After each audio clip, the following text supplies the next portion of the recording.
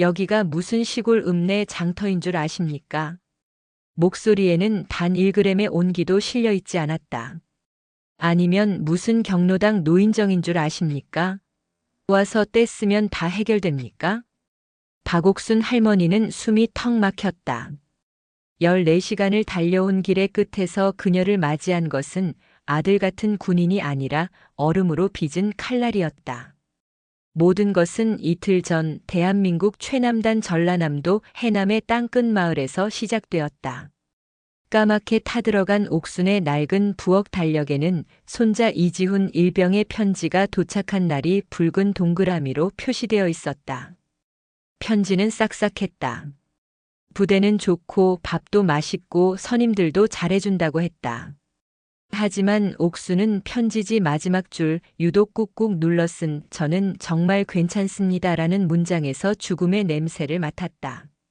수십 년 전 지리산 깊은 골짜기에서 작전을 수행하던 남편이 보낸 마지막 편지에도 똑같은 말이 적혀 있었다. 옥순아, 나는 괜찮다. 걱정 마라. 그 편지를 받고 사흘 뒤 옥수는 남편 대신 유골함을 받았다. 그녀에게 괜찮다는 말은 살려달라는 비명이었다. 그날 밤으로 옥수는 갯벌 일로 모아둔 쌈짓돈 전부를 꺼냈다.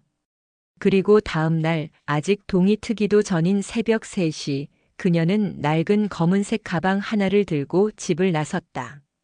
해남 읍내 버스터미널에서 광주 유스케어로, 광주에서 다시 4시간을 달려 서울 용산역으로, 용산역의 거대한 인파 속에서 길을 잃을 뻔한 것을 영무원의 도움으로 겨우 빠져나와 다시 버스를 타고 의정부를 거쳐 신철원 버스터미널에 내렸을 때 오후 4시가 넘어가고 있었다.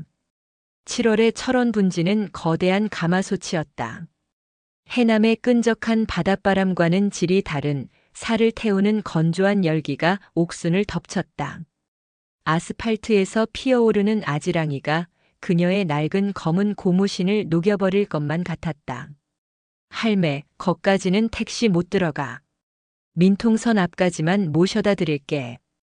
택시기사는 육군 제육사단이라는 말을 듣자마자 고개를 저었다. 옥수는 민간인 통제소 앞에서 내렸다. 저 멀리 거대한 군부대의 정문이 보였지만 그 거리는 늙은 몸으로 걷기에 영원처럼 느껴졌다. 그녀는 지팡이의 의지에 한 걸음, 또 한 걸음을 옮겼다. 가방 안에는 손자에게 줄 약과와 직접 말린 육포가 들어 있었다. 그 무게가 어깨를 짓누르는 것이 아니라 그녀의 굽은 허리를 더 깊게 땅으로 끌어당기는 듯 했다. 얼마나 걸었을까? 땀으로 온몸이 젖고 현기증이 일기 시작할 무렵 마침내 청성부대라는 거대한 간판이 아지랑이 너머로 모습을 드러냈다. 위병소는 거대했다. 철문 양쪽으로 총을 든 젊은 군인들이 부동자세로 서 있었다. 할머니, 무슨 일로 오셨습니까? 위병소 그늘에서 튀어나온 사병은 앳돼 보였다. 헬멧 아래로 땀이 비오듯 흘렀지만 옥순을 보는 눈에는 당혹감과 경계가 동시에 서려 있었다. 나 저기 여그 이지훈 일병이 할미여. 우리 손주 얼굴 좀 볼라고. 옥수는 해남 사투리가 섞인 떨리는 목소리로 겨우 말을 이었다. 이지훈 일병님이요? 잠시만 기다려 주십시오. 사병 김민준 이병은 위병소 안으로 뛰어들어가 수화기를 들었다. 곧 그의 표정이 난처하게 변했다. 그는 다시 땀을 닦으며 옥순에게 다가왔다.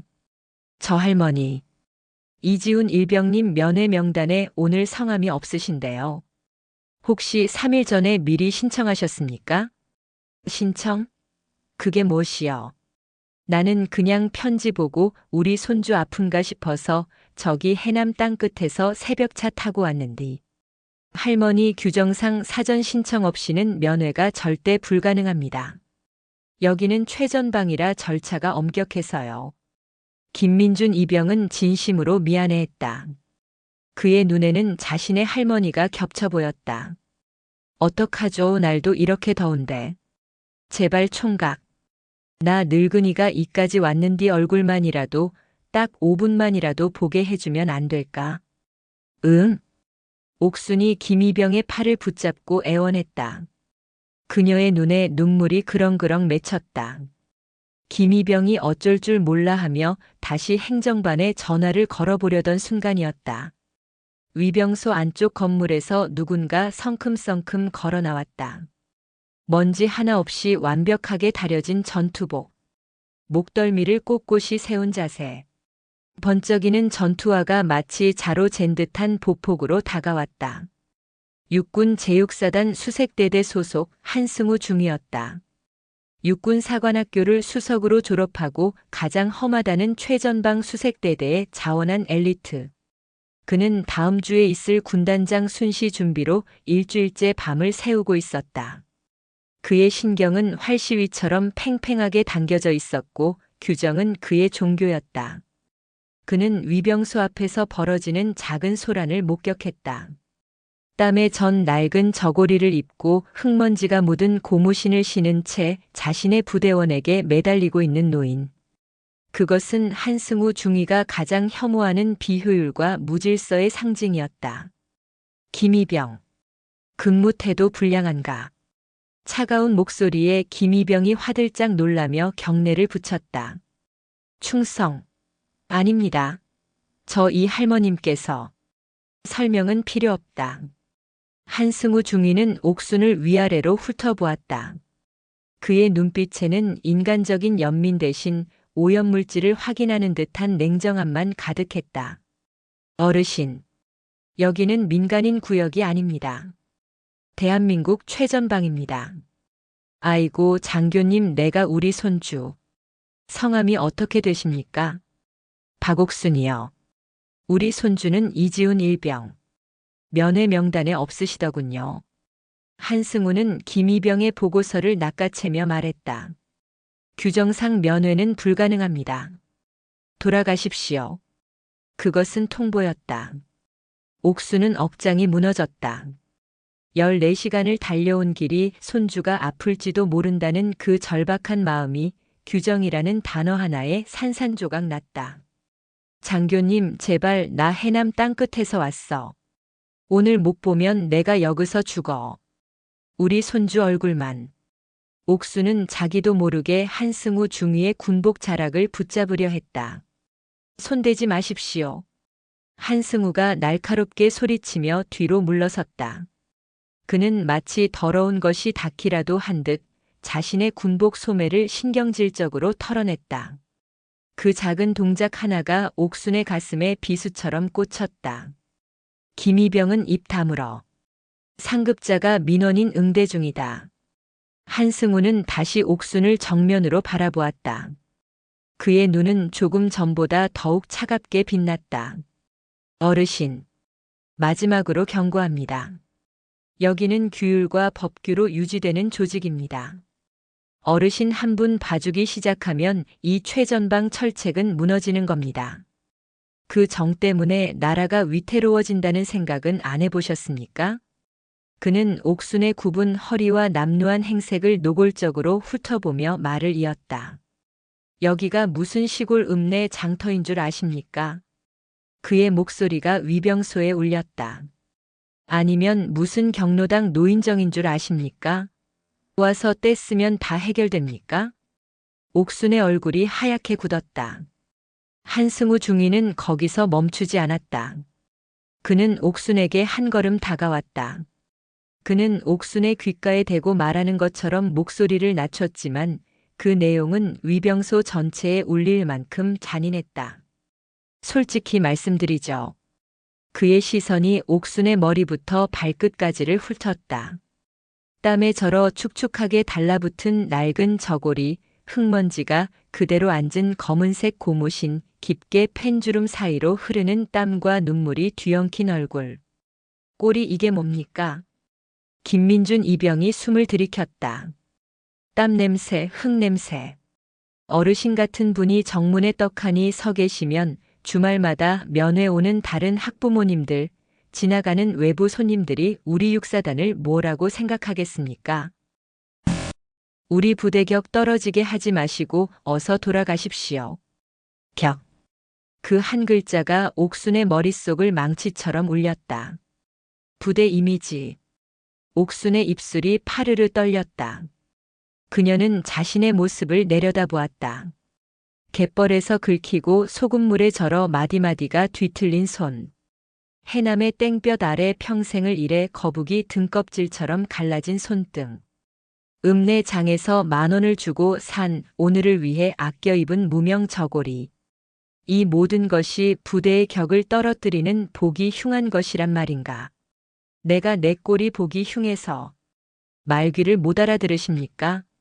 한승우 중위는 마침내 인내심이 바닥났다는 듯이 소리쳤다. 여기가 어르신들 동네 놀이터인 줄 아십니까? 당장 돌아가시죠. 김이병. 이병 김민준. 저 어르신 민통선 밖으로 즉각 퇴거 조치하도록. 만약 불응 시에는 군형법상 초소 침범 시도로 간주하고 상부에 보고하겠다. 네. 복명복창 안 하나. 충성. 즉 즉각 퇴거 조치하겠습니다. 김민준 이병은 울상이 되어 옥순에게 다가왔다. 할머니 죄송합니다. 저 일단 나가셔야. 옥순은 아무 말도 하지 않았다. 아무 소리도 들리지 않았다. 귓가에서는 수만 마리의 매미가 한꺼번에 울어대는 듯한 이명만이 가득했다. 그녀의 눈앞에서 철원의 아지랑이가 검붉게 소용돌이쳤다. 수십 년 전 남편의 유골함을 끌어안고 통곡하던 그날에도 세상이 이렇게 무너지지는 않았다. 남편은 이 땅을 지키다 죽었다. 이 땅에 서 있는 저 젊은 군인을 지키기 위해, 그리고 저 군인이 지키는 모든 이들을 위해 남편은 기꺼이 목숨을 바쳤다. 그런데 그 땅에서 그 땅을 지킨다는 군인에게서 남편의 아내인 자신이 부대 이미지를 망치는 흉한 것 취급을 받으며 쫓겨나고 있었다.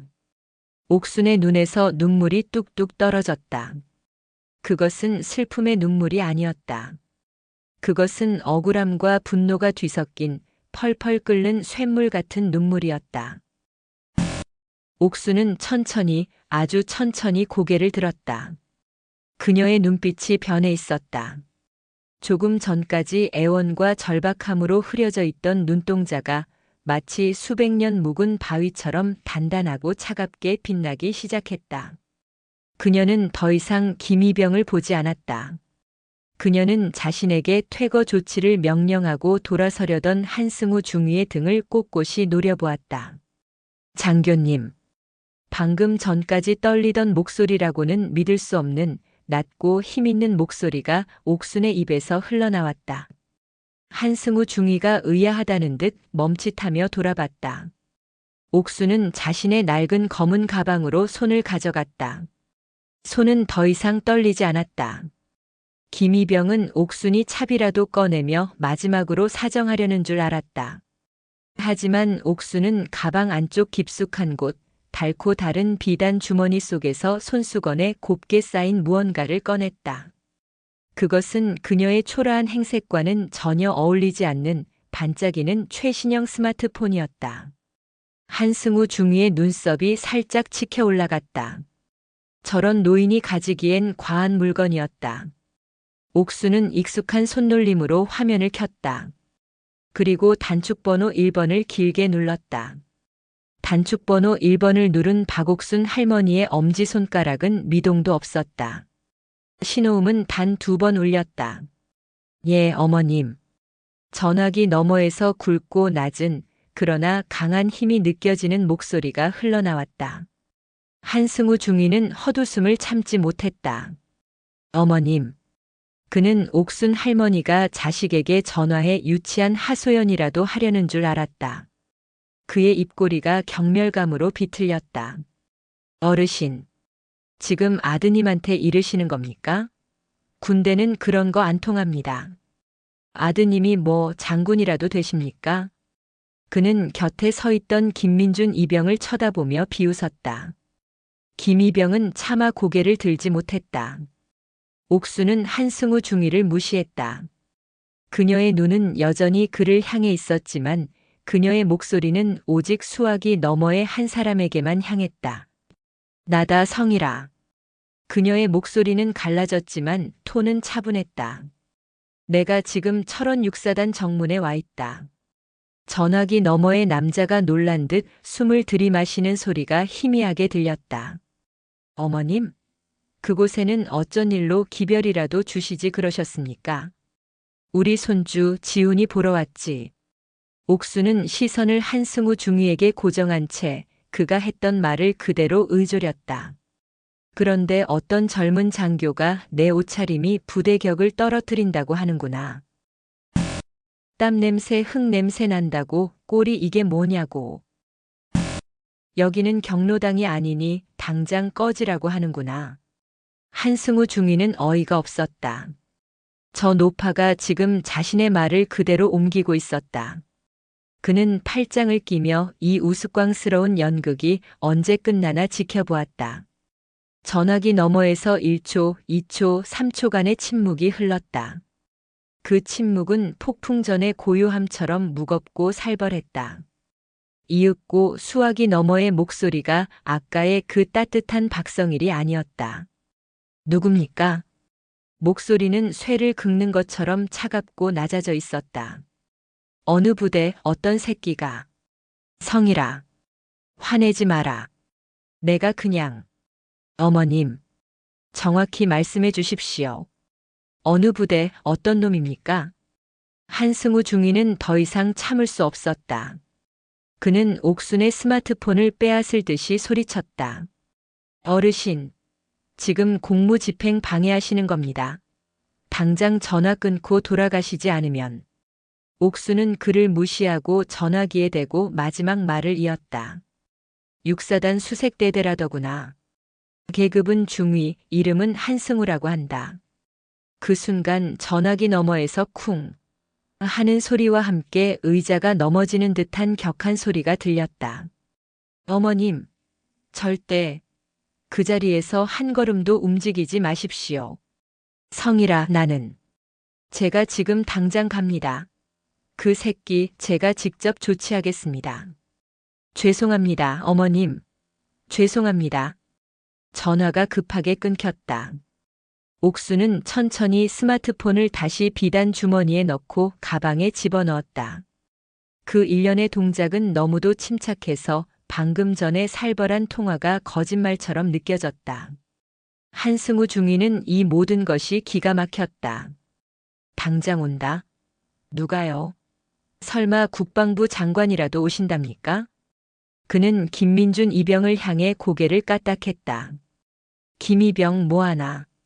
저 할머니 안 끌어내고. 내가 규정대로 처리 안 하니까 일이 이렇게 커지는 거 아니야. 이게 다 내 책임이다. 이 이병 김민준. 하지만 한승우 중위가 김이병의 흉장을 손가락으로 툭 치며 위협했다. 너 지금 내 명령 불복종하는 건가? 영창 가고 싶어? 김민준 이병이 울상이 되어 옥순에게 다가가려던 바로 그 순간이었다. 따르르르르르릉. 위병소 안쪽 당직 사령실의 전화기가 미친 듯이 울리기 시작했다. 그것은 경보음에 가까웠다. 구형 다이얼 전화기는 플라스틱 몸체가 깨질 것처럼 격렬하게 몸을 떨며 쇠가 갈리는 소리를 토해냈다. 한승우 중위의 얼굴이 굳었다. 그의 규정 속에 저렇게 발작적인 전화벨 소리는 없었다. 김이병, 뭣들 하나. 저 전화 안 받아. 김민준 이병은 옥순 할머니를 끌어내려던 자세 그대로 얼어붙은 한승우 중위를 지나쳐 당직실로 뛰어들어갔다. 충성. 위병소 이병 김민준입니다. 김민준 이병이 수화기를 붙잡고 외쳤다. 그러나 그의 목소리는 곧 당혹감으로 바뀌었다. 전화기 너머에서 들려오는 것은 차분한 지시가 아니었다. 그것은 누군가의 절박한 고함이었다. 누구십니까? 잘 안 들립니다. 야, 너 거기 당직 사령이지. 지금 정문 앞에 누구 계시냐? 똑바로 말해. 수화기 너머의 목소리는 너무 격앙되어 있어 계급을 알아들을 수조차 없었다. 저 당직 사령님은 지금 저는 위병 근무자입니다. 지금 정문 앞에는 김이병은 차마 초라한 할머니라고 말할 수 없어 입을 우물거렸다. 그가 망설이는 사이 한승우 중위가 성큼성큼 당직실 안으로 들어와 김이병의 손에서 수화기를 낚아챘다. 그의 얼굴은 극도로 불쾌하다는 표정이었다. 자신의 완벽한 통제가 사방에서 무너지고 있었다. 수색대대 한승우 중위다. 신원불명의 민간인 한 명이 초소 앞에서 업무를 방해하고 한승우 중위, 내가 한승우냐? 이 미친 새끼야. 순간 한승우 중위의 귀를 의심했다. 수화기 너머의 목소리는 분명 자신보다 상급자였지만 이성적인 지시가 아닌 순전한 욕설을 퍼부었다. 너 지금 내가 무슨 짓을 했는지 알아? 너 지금 누구한테 그따위 소리를 짓거린 거야? 누구신데 반말과 욕설을. 나 38연대 작전과장이다. 이 멍청한 새끼야. 지금 연대장님, 아니 사단장님까지 전화가 불이 나서. 한승우 중위의 뇌가 처음으로 정지했다. 연대 작전과장. 중령이었다. 자신의 직속 상관도 아닌 연대 참모가, 그것도 타 연대 과장이 자신에게 다짜고짜 욕설을 퍼붓고 있었다. 이해할 수 없습니다. 저는 규정대로. 규정? 그분이 내 규정보다 미치냐? 그분 발톱의 때가 내가 말하는 규정보다 위에 있어, 이 새끼야. 너 거기서 한 발짝도 움직이지 마. 그리고 그분 머리카락 하나라도 땅에 떨어지게 해봐. 너 나한테 죽는 게 아니라. 전화는 일방적으로 끊겼다. 쾅! 한승우 중위는 멍하니 수화기를 들고 서 있었다. 그의 이마에 처음으로 식은땀 한 방울이 맺혔다. 이해할 수 없었다. 자신의 육사식 논리 회로가 완전히 타버린 기분이었다. 그때였다. 끼익! 아스팔트가 찢어지는 소리와 함께 위병소 안쪽에서 흙먼지를 일으키며 검은색 지휘관 차량 한 대가 미친 듯이 달려왔다. 1호차였다. 차가 멈추기도 전에 뒷문이 열리고 튀어나온 것은 수색 대대장 강인철 중령이었다. 그는 전투복 상의에 단추를 채울 겨를도 없이 헐레벌떡 뛰어왔다. 평소 각에 죽고 각에 살던 그가 전투와 한쪽 끈이 풀린 채였다. 한중이. 강인철 중령의 목소리는 공포에 질려 있었다. 그는 한승우 중위에게 달려오며 외쳤다. 너 무슨 짓을 한 거야? 대대장님. 규정 위반 민간인이.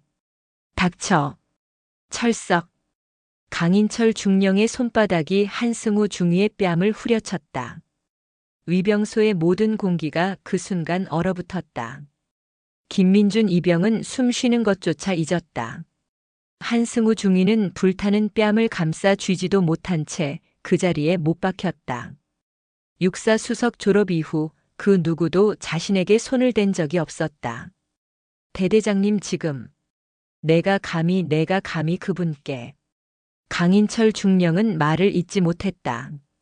그는 공포에 질린 눈으로 한승우 중위 뒤편 아지랑이 속에 서 있는 옥순 할머니를 바라보았다.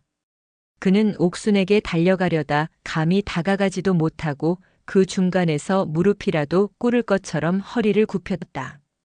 저 어르신, 저는 정말 몰랐습니다. 저 육사단 수색 대대장 강인철 중령입니다. 저 새끼가 저 미친놈이.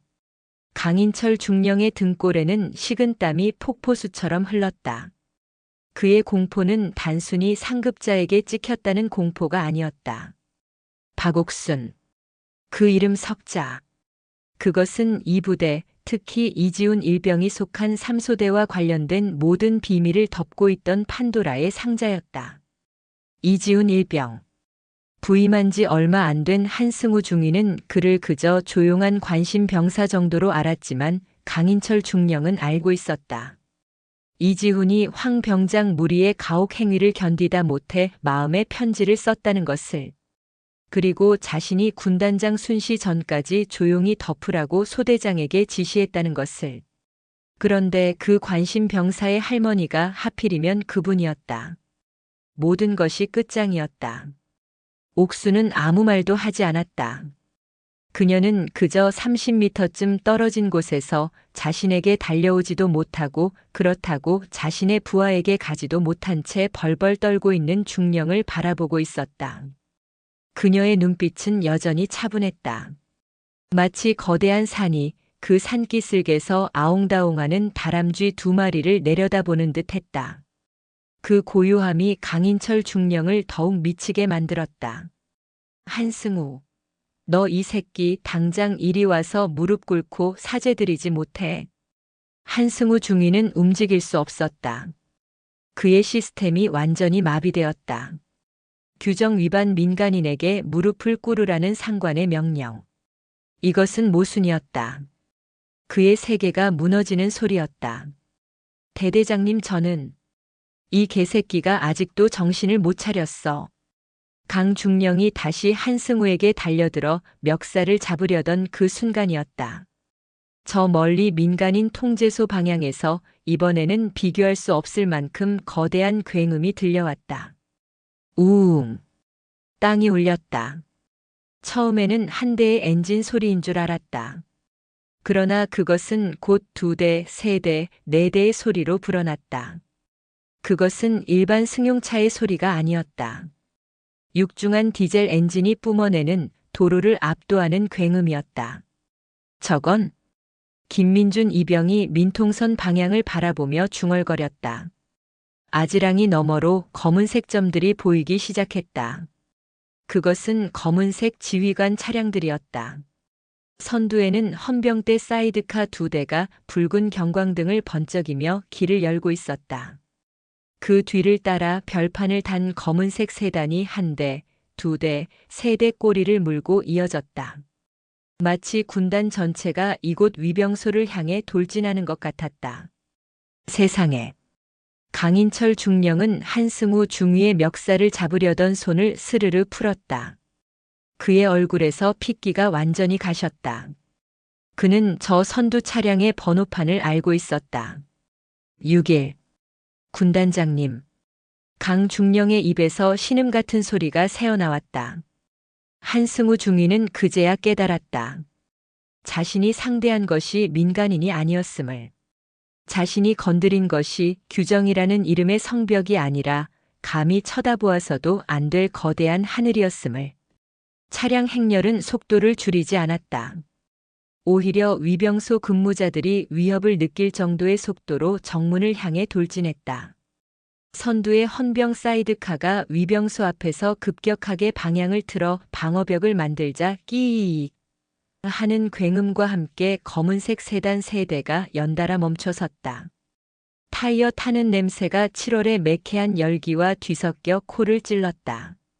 모든 것이 정지했다. 김민준 이병은 숨을 삼켰다. 강인철 중령은 차렷 자세를 취했지만 다리가 후들거려 제대로 서 있지도 못했다. 한승우 중위는 불타는 뺨을 움켜쥔 채 자신이 저지른 일의 거대함을 마주하고 서 있었다. 선두 차량의 뒷문이 열렸다. 가장 먼저 튀어나온 것은 이성 장군, 육사단장 강평호 소장이었다. 그는 이마에 땀이 범벅이 된 채 제대로 서 있지도 못하고 비틀거렸다.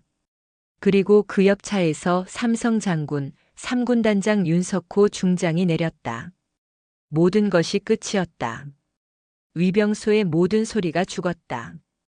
이글거리던 7월의 태양도, 귀를 찢던 매미 소리도, 아스팔트에서 피어오르던 아지랑이마저도 강원도 철원의 그 공기 속에 얼어붙었다. 검은색 1호차, 3호차, 5호차가 위병소 앞을 가로막고 섰다. 차 문이 열리고 별들이 쏟아져 내렸다. 어깨에 별 2개를 단 육사단장 강평호 소장은 차에서 내리자마자 비틀거렸다. 그의 얼굴은 땀과 공포로 하얗게 질려 있었다. 그의 옆에서 어깨에 별 3개를 단 3군 단장 윤석호 중장이 내렸다. 그는 땀 한 방울 흘리지 않았다. 그의 얼굴은 화강암처럼 굳어 있었고 그늘이 진 그의 눈은 위병소 앞의 모든 것을 훑었다. 그 시선은 위계 질서를 따라 흐르지 않았다. 그는 자신에게 경례를 붙이려다 말고 뻣뻣하게 굳어버린 수색 대대장 강인철 중령을 보지 않았다. 뺨에 붉은 손자국이 선명한 채 영혼이 빠져나간 얼굴로 서 있는 한승우 중위도 보지 않았다. 자신을 향해 절박하게 달려오려던 이성 장군, 강평호 소장마저도 그의 시야에 없었다. 3군단장 윤석호 중장의 눈은 처음부터 끝까지 오직 한 사람에게만 고정되어 있었다. 먼지투성이 낡은 고무신을 신고 땀에 전 무명 저고리를 입은 채 그 모든 소란의 한가운데에 지팡이를 짚고 서 있는 박옥순 할머니. 윤석호 중장이 움직였다. 그는 뛰지 않았다. 그러나 그의 한 걸음 한 걸음은 강인철 중령과 한승우 중위의 심장을 쿵쿵 울리는 거대한 망치질과도 같았다. 강평호 소장이 그제야 정신을 차리고 윤 중장에게 다가가려 했다. 군단장님, 여기는 보고 드린 대로. 윤석호 중장은 강 소장을 향해 고개조차 돌리지 않았다. 그는 오른손을 들어 강 소장의 접근을 막았다. 가까이 오지 말라는 무언의 그러나 절대적인 명령이었다. 강 소장은 그 자리에 얼어붙었다. 윤석호 중장은 옥순 할머니의 5걸음 앞에서 멈춰섰다. 그는 대한민국 육군의 삼성 장군, 철원 일대의 모든 군을 지휘하는 군단장은 그 초라한 노인 앞에서 천천히 그리고 깊게 허리를 숙였다. 그의 입에서 나온 목소리는 조금 전 수화기 너머로 들리던 그 경노한 사자의 포효가 아니었다. 그것은 차마 믿을 수 없는 것을 목격한 아들의 떨리는 신음이었다. 어머님. 그 한마디에 한승우 중위의 남은 이성이 완전히 끊어졌다. 어머님. 저 늙고 초라한 노인이 삼성 장군, 군단장의 어머니란 말인가. 어머님 어찌 기별 한 통 없이 이 험한 곳까지. 윤석호 중장은 굽혔던 허리를 들었다. 그의 눈에는 믿을 수 없는 광경을 본 충격과 감히 상상할 수 없는 불경을 목격한 분노가 동시에 타오르고 있었다. 그는 옥순 할머니의 땀에 전 얼굴과 그녀가 짚고 있는 낡은 지팡이와 그녀의 발치에 놓인 검은 가방을 차례로 훑어보았다. 그리고 그는 감히 고개를 들어 옥순의 눈을 마주치지 못하고 다시 고개를 떨구었다. 죄송합니다. 어머님. 제가 죽을 죄를 지었습니다. 그가 무릎을 꿇으려던 순간이었다. 일어나게. 박옥순 할머니의 갈라진 목소리가 그를 막아세웠다. 군인이 이 많은 아들들 앞에서 그래서 쓰나. 옥순의 목소리는 조용했지만 그 안에 담긴 무게는 윤석호 중장을 일으켜 세우기에 충분했다. 성일이 자네가 여기까지 어쩐 일인가. 성일. 한승우 중위의 귀에 옥순이 삼성 장군의 이름을 부르는 소리가 박혔다.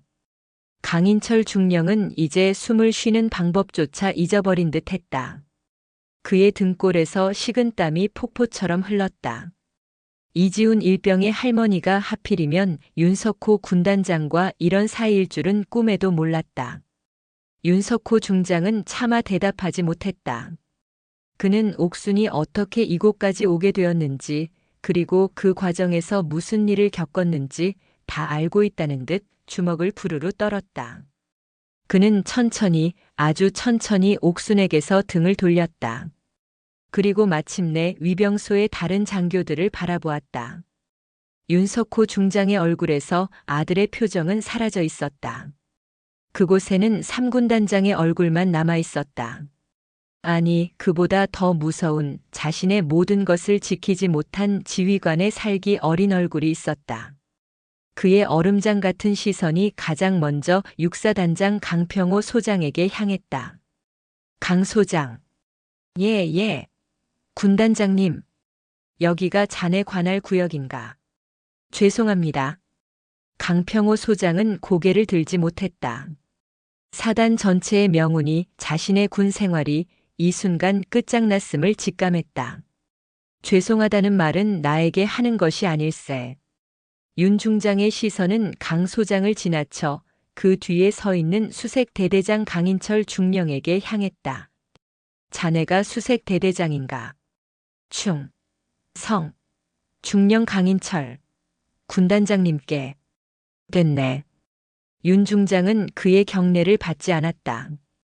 그는 강 중령의 뺨에 스치듯 시선을 주었다가 그 옆에 서 있는 한승우 중위의 뺨에 난 붉은 손자국을 확인했다. 모든 상황 파악이 끝났다는 뜻이었다. 자네인가? 윤석호 중장이 한승우 중위를 향해 물었다. 한승우 중위는 입을 열 수 없었다. 목구멍이 뜨거운 쇠로 막힌 듯 했다. 그의 눈앞에 지난 일주일간의 밤샘 작업, 군단장 순시 보고서, 그리고 자신의 완벽했던 규정집이 주마등처럼 스쳐 지나갔다. 제가, 자네가. 윤 중장이 다시 한번 확인하듯 말했다. 자네가 저분께. 그는 옥순 할머니를 향해 턱짓했다. 저분께 부대격을 말했나. 한승우 중위의 온몸이 사시나무처럼 떨렸다. 저분께 꼴이 이게 뭐냐고 물었나. 저분께 여기가 경로당이냐며 당장 꺼지라고 말했나. 한승우 중위는 더 이상 버틸 수 없었다. 그의 다리가 풀렸다. 쿵소리와 함께 그는 그 뜨거운 아스팔트 바닥에 그대로 무릎을 꿇었다. 그의 머릿속에서 육사수석, 엘리트, 최전방이라는 자부심이 산산조각 났다. 잘못했습니다. 그것은 사죄가 아니었다. 공포에서 비롯된 본능적인 외침이었다. 윤석호 중장은 무릎 꿇은 한승우 중위를 차갑게 내려다보았다. 자네가 서 있는 이 땅이 어디인 줄 아는가? 그는 한승우 중위에게 말했지만 그 목소리는 위병소의 모든 장병을 향한 것이었다. 여기는 철원이다. 그의 목소리가 낮게 울렸다. 수십 년 전 내 아버지, 내 할아버지 세대가 피를 흘리며 지켜낸 땅이다. 내가 매일 밥 처먹고 잠자는 이 막사가 수만 명의 뼈로 세워진 곳이란 말이다. 그는 손을 들어 저 멀리 아지랑이가 피어오르는 북쪽의 능선을 가리켰다. 저기가 백마고지다. 위병소의 모든 공기가 그 이름의 무게에 짓눌렸다. 자네가 감히 격을 운운했던 저분은 윤 중장이 박옥순 할머니를 향해 고개를 돌렸다. 저 백마고지 전투의 영웅이시자 대한민국 육군의 전설이신 고 임철규 장군님의 부인이시다. 임철규 장군. 그 이름이 터져나오는 순간 사단장 강평호 소장과 대대장 강인철 중령은 눈을 질끈 감았다. 한승우 중위는 그 이름이 누구인지조차 몰랐지만 그 이름이 가진 무게가 자신을 짓누르는 것을 느꼈다. 임철규 장군께서 이 땅을 지키다 산화하시고 윤석호 중장의 목소리가 격렬하게 떨리기 시작했다. 이분은 박옥순 어머님은 국가에서 나오는 모든 연금과 보훈 혜택을 단 한 푼도 받지 않으셨다. 그는 무릎 꿇은 한승우 중위에게 다가가 그의 멱살을 잡고 끌어올릴 듯이 소리쳤다. 왜인지 아나? 남편의 전우들이 아직도 폐지를 줍고 다니는데 내가 어찌 따뜻한 방에서 편히 받겠나 하시며 그 돈으로 단 한 명의 병사에게라도 따뜻한 밥 한 끼 더 먹여라 하시며 그 모든 것을 수십 년간 이 육사단에 기부해 오신 분이다. 한승우 중위의 눈이 공포로 터질 듯이 커졌다. 자네가 매년 겨울 입는 그 따뜻한 방한복, 자네가 여름에 먹는 그 시원한 수박 한 통. 그게 다 이분 박옥순 어머님의 피와 땀으로 사온 것일 줄도 모르고.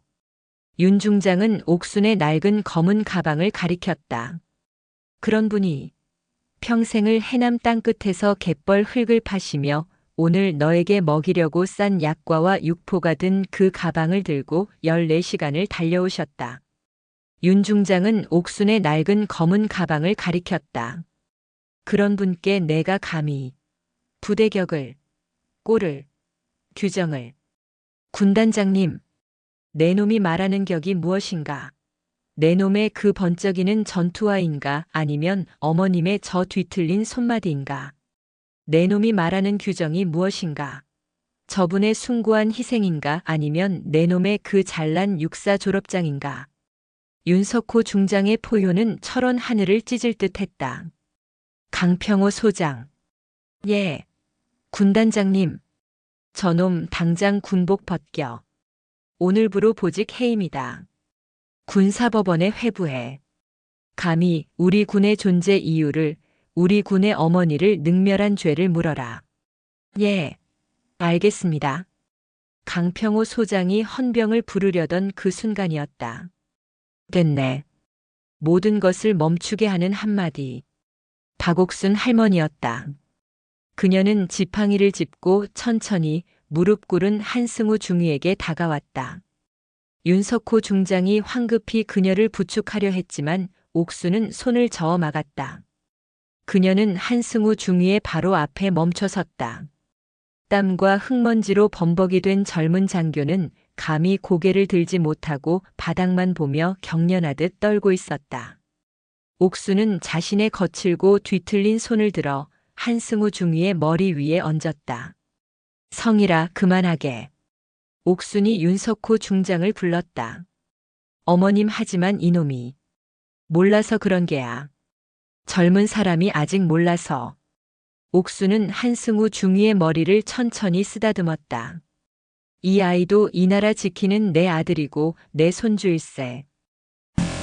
남편이 지키려 했던 게 규정이나 격 같은 게 아니야. 바로 이런 아이들이었지. 한승우 중위는 고개를 들 수 없었다. 그의 어깨가 격렬하게 들썩이기 시작했다. 뜨거운 아스팔트 위로 그의 눈물이 뚝뚝 떨어졌다. 그것은 공포의 눈물이 아니었다. 태어나서 처음 느껴보는 거대한하고 숭고한 것 앞에서 터져나오는 참회의 눈물이었다. 옥수는 윤석호 중장을 다시 바라보았다. 그녀의 눈에는 더 이상 분노도 슬픔도 없었다. 오직 지친 기색과 간절함만 남아있었다. 그만 화 풀고. 우리 지훈이 내 손주 이지훈 일병. 그 이름이 나오는 순간 옆에 서 있던 강인철 중령의 어깨가 움찔하는 것을 옥수는 놓치지 않았다. 그 녀석 얼굴이나 보게 해주게. 박옥순 할머니가 우리 지훈이 얼굴이나 보게 해주게라고 말한 순간 3군 단장 윤석호 중장은 즉시 행동을 개시했다. 그의 얼굴에서 아들의 표정은 사라지고 군단장의 위엄이 돌아왔다. 강평호 소장. 예. 군단장님. 지금 즉시 육사단에서 가장 안전하고 편안한 장소로 어머님을 모시게. 최고 수준으로. 알겠습니다. 그리고 수색대대장. 예. 군단장님. 공포에 질려있던 강인철 중령이 군홧발을 부딪혔다. 당장 10분 내로. 이지훈 일병 어머님 앞으로 데려와. 알겠습니다. 강인철 중령은 경례를 붙이고 지옥에서 풀려난 듯 뒤돌아 자신의 1호차를 향해 뛰었다. 그가 뛰어가면서 주머니에서 휴대폰을 꺼내는 것을 옥수는 놓치지 않았다. 그는 차에 타자마자 누군가에게 미친 듯이 전화를 걸기 시작했다. 한승우 중위는 헌병대에 의해 양팔이 붙잡힌 채 이미 넋이 나간 사람처럼 질질 끌려나갔다. 옥수는 그가 끌려가는 뒷모습을 지팡이를 쥔 채 묵묵히 지켜보았다. 윤석호 중장이 옥순에게 다가와 다시 허리를 굽혔다. 어머님 우선 땡볕에서 벗어나셔야 합니다. 사단장실 옆에 귀빈 응접실이 있습니다. 그곳으로 가시지요. 옥수는 말없이 고개를 끄덕였다. 그녀가 발을 내딛자 삼성 장군과 이성 장군이 마치 궁중시종처럼 그녀의 좌우를 호위했다. 7월의 맹렬한 태양 아래 땀에 전 무명 저고리를 입은 노파가 2명의 장군에게 둘러싸여 위병소를 통과하는 그 기묘한 행렬을 위병소의 김민준 이병은 평생 잊을 수 없는 장면처럼 바라보았다. 사단장실 옆의 귀빈 응접실은 다른 세계였다. 시원한 에어컨 바람이 옥순의 땀을 식혔다. 바닥에는 푹신한 카펫이 깔려 있었고 거대한 가죽 소파와 자개로 장식된 탁자가 놓여 있었다. 어머님 여기 앉으시지요. 강평호 소장이 직접 의자를 빼주려 했지만 옥수는 소파에 앉지 않고 창가로 다가갔다. 창밖으로 드넓은 부대의 연병장이 보였다. 성이라. 예, 어머님. 저 아이 한승우 중위인가 하는. 윤석호 중장의 얼굴이 다시 굳었다. 제가 직접. 너무 나무라지 마라. 예. 옥수는 연병장을 바라보며 말했다. 젊은 사람이 아직 몰라서 그런 게야. 규정, 격 그런 게 세상 전부인 줄 아는 나이지. 내 남편도 젊었을 땐 그랬다. 윤석호 중장은 차마 대답하지 못했다. 저 아이는 오늘 자기 세상이 무너지는 것을 봤다. 그걸로 벌은 충분해. 사람 하나 망가뜨리는 건 쉽지만 다시 세우는 건 어려운 법이야. 기회를 주게. 어머님. 윤석호 중장은 그녀의 깊은 뜻에 감히 반박할 수 없었다. 그는 고개를 숙였다. 명심하겠습니다. 한편 응접실 밖에서 안절부절 못하던 강인철 중령은 복도 구석에서 휴대폰에 대고 미친 듯이 속삭이고 있었다. 수화기 너머의 상대는 삼소대장이었다. 지금 당장 이지훈 일병 찾아. 아니 황 병장. 황 병장 바꿔. 황 병장? 너 이 새끼 일 똑바로 안 해? 이지훈 할머니가 지금 군단장님이랑 같이 사단장실에 와 계신다. 몰랐어? 이 개새끼야 그걸 지금 말이라고 해. 됐고. 지금 당장 이지훈이 관물대 확인해. 멍 자국이나 상처 있으면 무조건 가려. 전투복 제일 깨끗한 걸로 갈아입히고 세수 똑바로 시켜. 그리고 내 말 잘 들어. 이지훈이한테 똑똑히 전해. 할머니 면회 끝나고 돌아오면 그땐 관심병사가 아니라 정신병원으로 갈 줄 알라고. 군단장 백 믿고 입 하나라도 잘못 놀리면 내 군 생활이 아니라 내 인생이 끝장날 거라고 똑똑히 아주 똑똑히 일러두란 말이야. 알았어.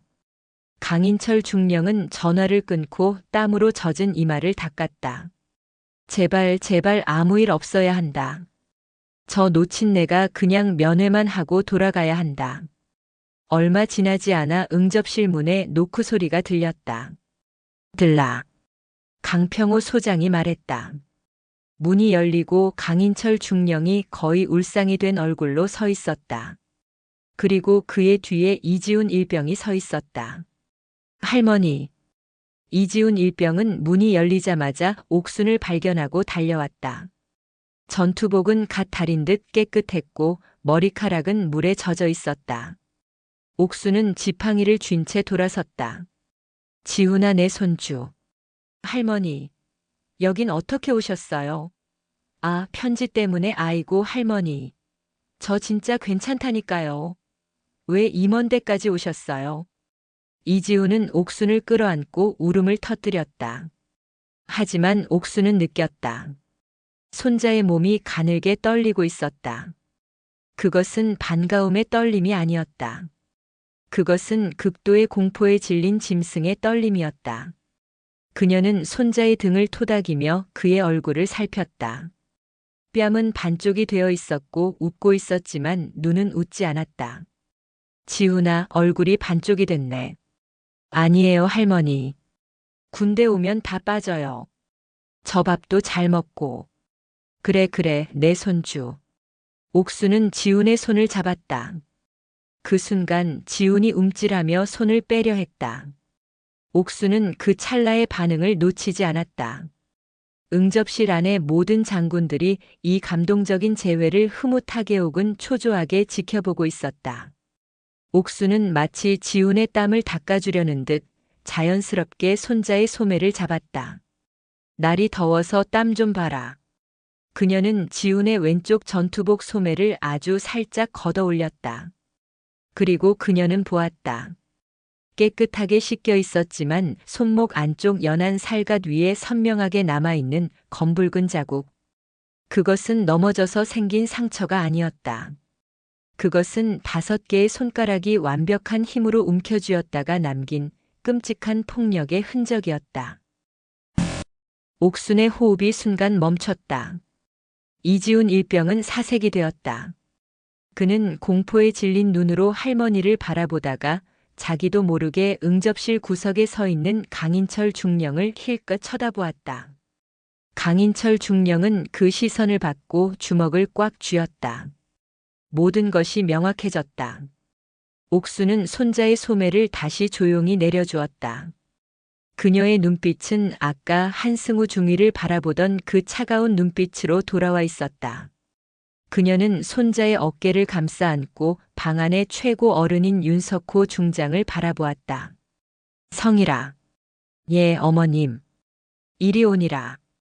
윤석호 중장이 그녀에게 다가왔다. 고맙네. 이리 귀한 대접도 해주고. 별 말씀을요, 어머님. 그런데 내가 늙어서 그런지 이런 좋은 방은 영 숨이 막혀서 못 있겠다. 옥수는 지훈의 어깨를 꽉 잡은 채 말했다. 내 손주 데리고 저녁이나 한 끼 먹여야 쓰겄다. 물론입니다, 어머님. 지금 당장 사단 간부 식당의 최고로. 아니. 옥순이 그의 말을 잘랐다. 여 말고. 이 부대 밖. 응접실의 공기가 순간 싸늘하게 식었다. 이 아이 군복 벗기고 사복으로 갈아입혀서 옥수는 창밖을 가리켰다. 저기 저 철문 밖. 민간인들 밥 먹는 식당에서 단둘이 먹고 싶네. 자네들 아무도 없이. 이것은 단순한 요청이 아니었다. 관심 병사로 분류된 사병을 사전 허가 없이 즉시 외출시키라는 것. 그것도 모든 지휘관이 보는 앞에서. 강인철 중령이 다급하게 앞으로 나섰다. 어르신, 그게 절차상 이지훈 일병이 지금 부대 내 중요 임무가. 닥치게. 말을 한 것은 옥순이 아니었다. 윤석호 중장이었다. 그는 강인철 중령을 쳐다보지도 않고 말했다. 자네가 지금 어머님 말씀을 막는 겐가? 아, 아닙니다. 군단장님. 그런 뜻이. 이지훈 일병. 이 이병. 이지훈. 지훈이 공포에 질려 경례를 붙였다. 자네는 지금 이 순간부로 3군단장 직권으로 공식 외출을 명받았다. 윤석호 중장은 자신의 곁에 있던 부관에게 명령했다. 김소령. 내 차 대기시켜. 그리고 자네 사복 이 일병에게 입혀. 철원 시내에서 가장 조용하고 가장 안전한 식당으로 두 분을 모셔라. 식당 주변 100m 우리 헌병대에서 완벽하게 통제하도록. 예, 알겠습니다. 어머님. 윤 중장이 다시 옥순에게 허리를 숙였다. 염려 마시고 손주와 편히 식사하십시오. 절대 그 누구도 두 분을 방해하지 못할 겁니다. 옥순은 말없이 지훈의 손을 잡았다. 가자, 손주야. 이지훈은 자신의 손을 잡은 할머니의 힘이 지옥문에서 자신을 끌어내는 저승사자의 힘처럼 강하다고 생각했다. 그는 구석에서 사색이 되어 서 있는 강인철 중령을, 그리고 그 뒤에 펼쳐진 부대라는 지옥을 돌아보며 응접실을 나섰다. 3군단장의 검은색 세단은 부대를 빠져나와 철원 시내로 향했다. 차 안에는 숨막히는 침묵이 흘렀다. 운전석의 김소령은 룸미러조차 보지 않으려 애썼고 옥수는 창밖을, 지훈은 자신의 무릎만 내려다보았다. 지훈은 아직도 떨고 있었다. 그는 지금 자신이 겪는 일이 현실인지 꿈인지 구분할 수 없었다. 조금 전 자신을 지옥으로 밀어 넣으려던 대대장이 하늘 같은 군단장 앞에서 벌벌 떠는 모습, 그리고 그 모든 것을 가능하게 한 자신의 초라한 할머니. 그는 공포스러웠다. 이 외출이 끝나고 부대로 복귀했을 때 자신을 기다리고 있을 진짜 지옥이 두려웠다. 차는 철원 시내 외곽의 한적한 한정식집 앞에 멈췄다. 오호가든이라는 간판은 낡았지만 입구는 깨끗이 정돈되어 있었다. 식당 주인으로 보이는 부부가 문 앞에서 기다리다 차가 서자마자 90도로 허리를 숙였다. 두 분만 모실 겁니다. 식사 끝나시면 이 버튼을 눌러주십시오. 김소령은 정중히 옥순을 안내하고 작은 호출기를 건넨 뒤 사라졌다. 식당 입구에는 오늘 재료 소진이라는 팻말이 걸렸다. 방은 뜨끈한 온돌방이었다. 문이 닫히자 비로소 부대의 모든 소음과 시선이 차단되었다. 세상에 오직 할머니와 단둘만 남았다. 곧 음식이 차려졌다. 뜨거운 쌀밥과 미역국, 불고기와 각종 나물. 평범한 가정식이었지만 지훈에게는 수개월 만에 처음 보는 음식이었다. 옥수는 아무 말도 하지 않았다. 그녀는 숟가락을 들어 밥을 한술 뜨고 지훈의 밥그릇 위에 불고기 한 점을 얹어 주었다. 먹어라, 손주야. 지훈은 숟가락을 들었다. 하지만 숟가락이 입으로 향하지 못했다. 그의 손이 사시나무처럼 떨렸다. 숟가락이 그릇 가장자리에 부딪히며 달그락 소리를 냈다. 그는 숟가락을 든 채로 고개를 들지 못했다. 왜? 지훈의 목소리가 새어나왔다. 왜 오셨어요, 할머니? 그냥 편지만 보내시지. 지훈아. 저 진짜 괜찮았어요. 진짜 괜찮았는데 할머니가 오셔서. 달그락. 지훈이 결국 숟가락을 떨어뜨렸다. 그리고 그는 20살 청년은 무너져 내렸다. 그것은 시끄러운 울음이 아니었다. 소리조차 내지 못하는 억눌린 흐느낌이었다. 그는 두 손으로 얼굴을 감싼 채 상체를 숙이고 어깨를 들썩였다. 할머니, 나 이제 어떡해요? 나 부대 돌아가면 나 이제 죽었어요. 죽긴 왜 죽어? 옥순이 그의 손등을 잡았다. 너는 안 죽어. 옥순은 지훈이 울음을 그칠 때까지 기다렸다. 방 안에는 오직 20살 청년의 억눌린 절규만이 가득했다. 얼마나 지났을까? 지훈의 울음이 잦아들자 옥수는 물수건으로 그의 얼굴을 닦아주었다. 이제 말해봐라. 옥수는 손자의 왼쪽 손목, 자신이 아까 보았던 그 검붉은 멍자국을 조용히 어루만졌다. 이게 무슨 일이냐? 지훈의 입술이 파르르 떨렸다. 그는 고개를 저었다. 아니에요. 이건 그냥 훈련받다가. 지훈아. 옥순의 목소리는 낮고 단호했다. 내가 편지에 쓴 괜찮다는 말. 내 할아비도 똑같이 썼었다. 그리고 그 다음 날 죽었다. 나한테 거짓말하지 마라. 지금 내가 겪는 일이 뭐든 숨기면 너도 내 할아비처럼 돼. 말해. 지훈은 할머니의 그 서늘한 눈을 보고 더 이상 거짓말을 할 수 없다는 것을 깨달았다. 그는 쏟아내기 시작했다. 황 병장 때문이에요. 황 병장? 황진석 병장, 저희 소대 실세예요. 그 사람이 저를. 그것은 단순한 괴롭힘이 아니었다. 처음에는 돈이었어요. PX에서 자기 것까지 다 사오라고 하고 돈은 안 주고 제 월급날만 되면. 얼마나? 매달 20만 원씩. 옥순의 눈이 가늘어졌다. 그 다음엔 잠을 안 재웠어요. 밤 12시가 되면 창고로 불렀어요. 야간 특별 훈련이라고. 지훈은 말을 잇지 못하고 숨을 골랐다. 거기서 때렸어요. 소리 안 나게 젖은 수건으로. 옥순의 손이 지팡이를 꽉 움켜쥐었다. 왜 너를?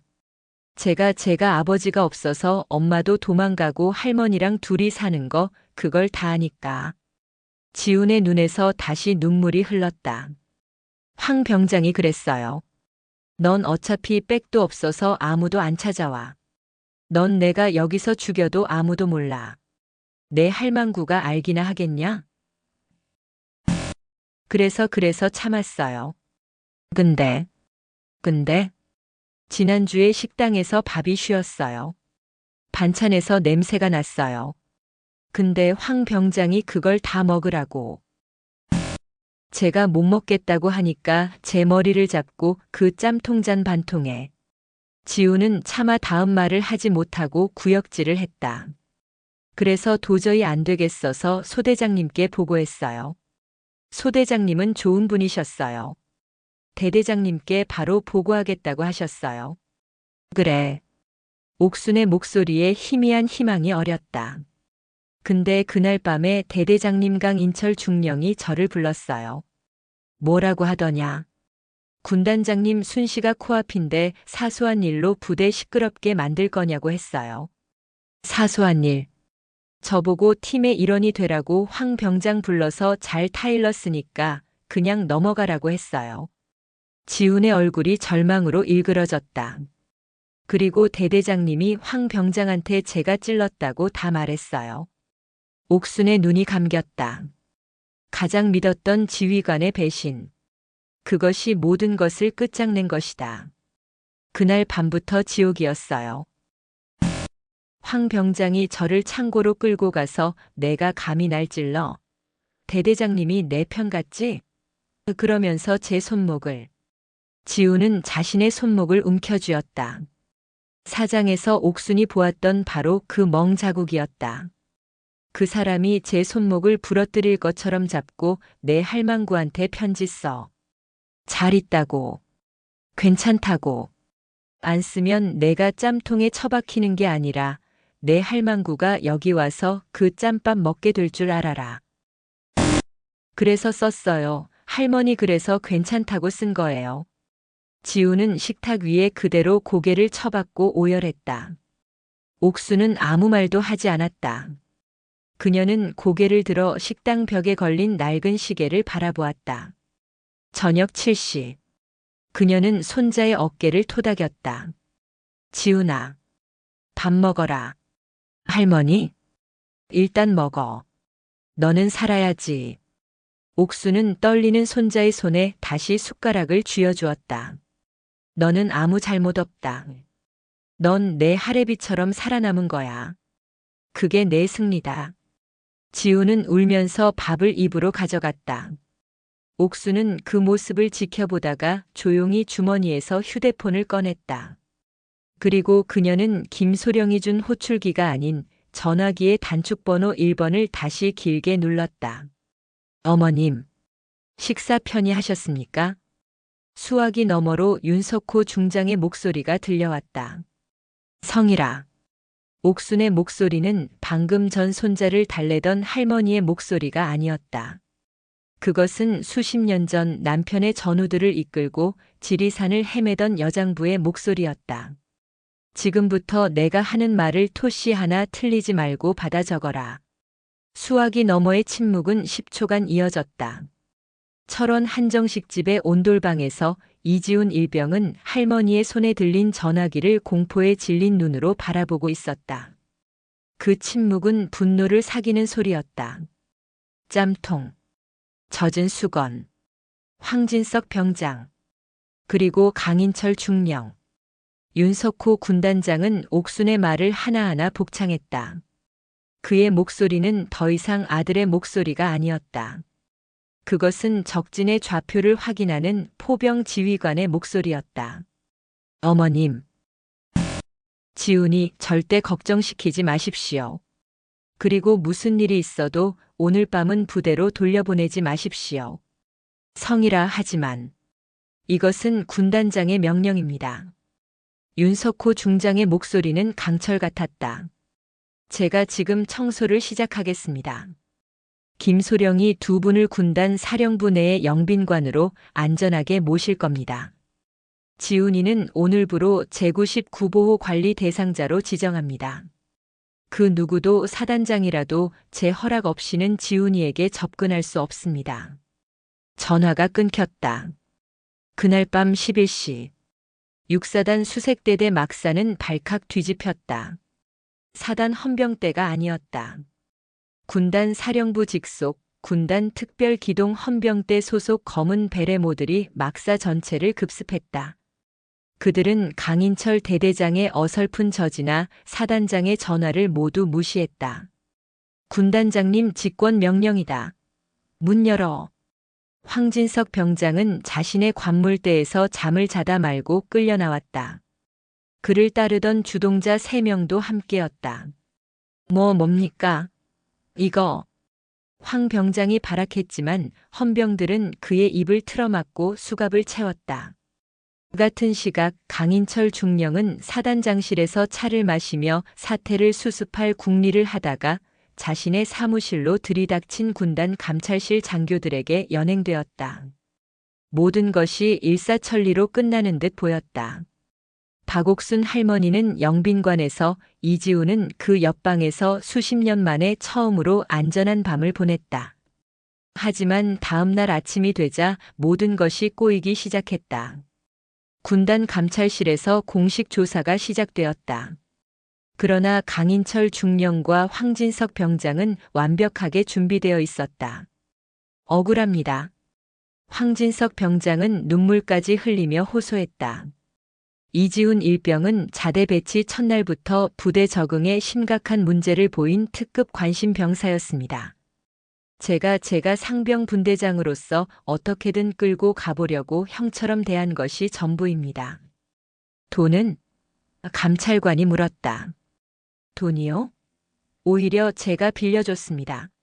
그 녀석이 주말에 불법 도박 사이트에 빠져서 제 돈 20만 원을 빌려가고 갚지 않았습니다. 이게 그 증거입니다. 그가 내민 것은 이지훈 일병에 잡힐 차용증이었다. 물론 그것은 황 병장이 이지훈을 협박해 미리 받아둔 것이었다. 젖은 수건은 뭔가? 그건. 황 병장은 얼굴을 붉혔다. 남자애들끼리 장난친 겁니다.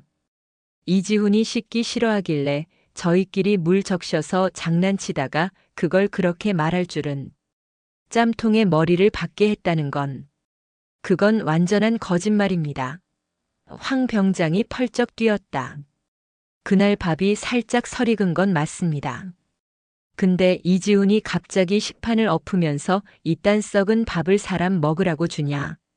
고 난동을 부렸습니다. 제가 그걸 말리다가 몸싸움이 붙은 게 전부입니다. 조사는 다른 병사들에게로 확대되었다.